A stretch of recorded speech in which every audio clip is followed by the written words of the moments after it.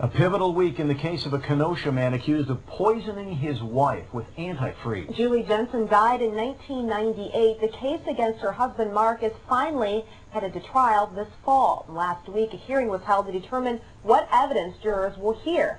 For the first time, all four of Julie Jensen's brothers were there on her behalf. They spoke with Colleen Henry. Julie Jensen died a slow, agonizing death. Prosecutors say first antifreeze stole control of her movements, then tortured her breathing, finally destroyed her organs. And they suggest as she lay dying, her husband trolled the internet, studying poisoning websites to ensure her murder was proceeding according to his plan. It's distressing to hear about those things. It's very uncomfortable to know the pain and discomfort she went through. Julie Jensen's four brothers sat in the front row each day this week as prosecutors detailed their sister's agonizing death. They came together from homes across the country to ensure no one forgets the woman at the center of this 9-year legal battle. It was very distressing to hear the first day that the defense and the judge were questioning whether there was a victim in this case. That was extremely difficult. And yet, by the end of Monday, Bob Jamboy had proven that there was definitely a victim. Special Prosecutor Bob Jamboy says Mark Jensen poisoned his wife so he could be with his mistress. Jensen's lawyers suggest Julie killed herself after learning of the affair. This hearing will determine if jurors can hear Julie Jensen's own words, suspicions she put in writing in the weeks before her death. She wrote, "This list was in my husband's business daily planner. I don't know what it means, but if anything happens to me, he would be my first suspect." The list included drug supply, Librium, booze, razor blades, syringe.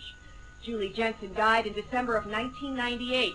It took prosecutors 3 years to piece together the evidence to charge Mark Jensen with his wife's murder, including innuendo-filled emails between Jensen and his paramour. Were you aware, as you folks were exchanging these emails, did Mark ever explain to you that he was looking at ways on the internet to murder his wife? No. For the first time, prosecutors questioned the other woman at the center of this deadly love triangle. Kelly Jensen is now Mark Jensen's wife. Did Mark Jensen ever tell you that he intended to murder his wife? No. But you and he did plan to have a life together, correct? Not seriously, no. Did you ever see her when she looked depressed? No. Jensen's suggestion his wife Julie was suicidal is supported by doctors' reports that show she was being treated for depression. And Mark Jensen told police Julie refused to let him call her a doctor as she lay dying. But this week, prosecutors announced what they called a seismic development, one they believe unravels the suicide theory. Mark told me that he was visiting websites about how to poison his wife, and the fact that he wanted to kill his wife. Ed Klug was a former co-worker at Mark Jensen's investment firm and testified that Mark detailed his plans to kill his wife in a drunken conversation during a business trip. A month later, Julie Jensen was dead. Klug says he told co-workers but didn't want to get involved with the police. One of those co-workers told prosecutors to call him. The surprise testimony elated Julie's brothers.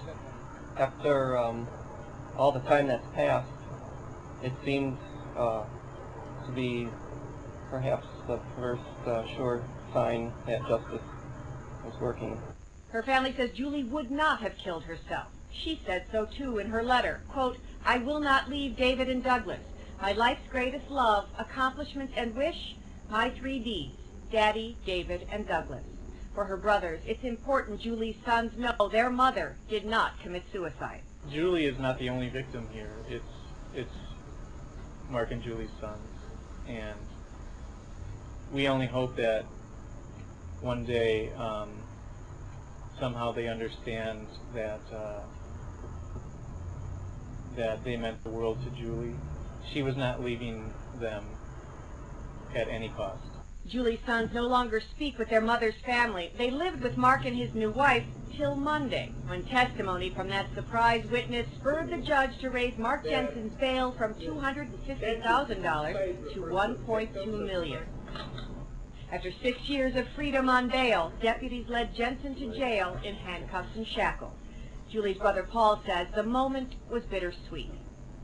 While I witnessed Mark being shackled, I also turned around and saw David having to witness his father, and I was torn. This hearing to decide if jurors can see Julie Jensen's letter resumes in 3 weeks. For prosecutors, it's a key piece of evidence. For her brothers, it's a way for jurors to get to know their sister. Meanwhile, Mark Jensen remains in the Kenosha County Jail. His lawyers declined to comment on the week's events. In Kenosha, Colleen Henry, WISN 12 News.